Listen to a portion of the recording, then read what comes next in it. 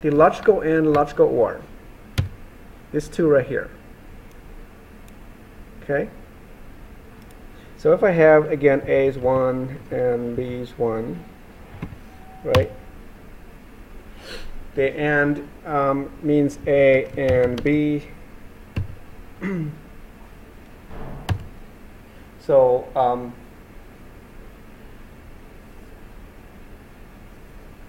okay, you see that I get a 1 instead of a true or false. Well, actually, that versus try again. So if I do A and 1 and B, okay, A and B, I get a 1. Versus if I say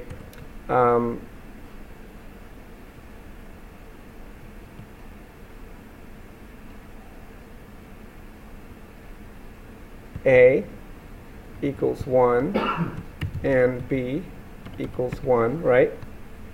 So usually you use that logical AND to compare two different conditions together. So you have the compound condition.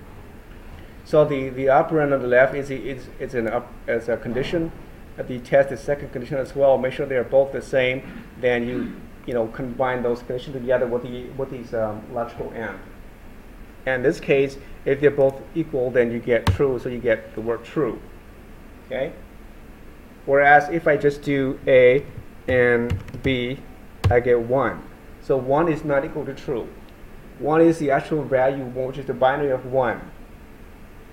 So, and that's the same thing with the 1 here, right? As you can see, A and A is 1, and A and B is 1. If I do like 1 and 1 is also 1. But if I put 1 and 2, I get 0. Okay, so it's completely different. So this is what's called the bitwise operator. What you do is that you're actually comparing the bits instead of the actual value. Okay, that's where you get this result here. So don't confuse with what I showed you earlier. So this one here, you are combining two or more expressions or conditions together and see both either true or false.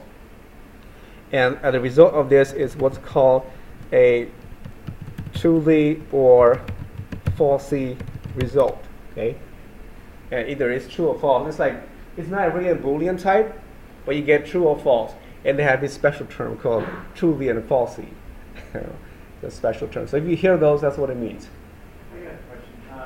Earlier you had the one and one ampersand, and then one which was 1. Then you had one double ampersand one, which gave you 1 as well. Yeah. Is there a difference between them? No, I think that they're the same. They're the same. And okay, so let me go there right now and show you why. So when I do the 1 and 1 is 1 and 1 and 2 is 0, that means you're comparing the bits of that. So the binary for 1 is basically just 1, right? Or if you go like a couple digits, say 0, 0, 0, 1, that is the binary for 1. Okay? And then the other one is 1, so you also get 0, 0, 0, 1. So this line here, what this means is that I have the binary for 1, which is this, and then the other one is this.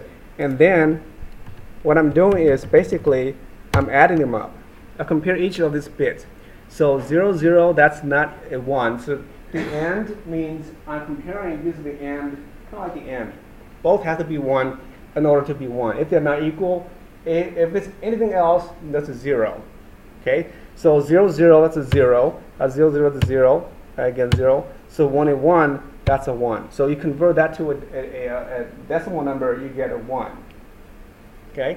So it's a bitwise. I mean, you're comparing the bit for each of those bit positions here. So when I say 2, 1 and 2 is 0 because 2 looks like this, right? That's the binary for 2. And then when you compare this, you can say, oh, 0, 0 is 0 because it's not 1. And 0 and 1 is also 0 because it's not 1. And the 1, 0 is also 0 because it's not 1, so therefore you get 0. Okay? So that's the AND. The AND means both bits have to be 1. Otherwise, it's 0 all the way. Okay, so that is the opposite of the OR. So if you do like the single the pipe symbol, then it'll be different. Pipe symbol means as long as you get a 1, then you get a 1. So again, this is like I know a little bit beyond the scope of what we just talked about. But I just want to make sure that you understand the difference between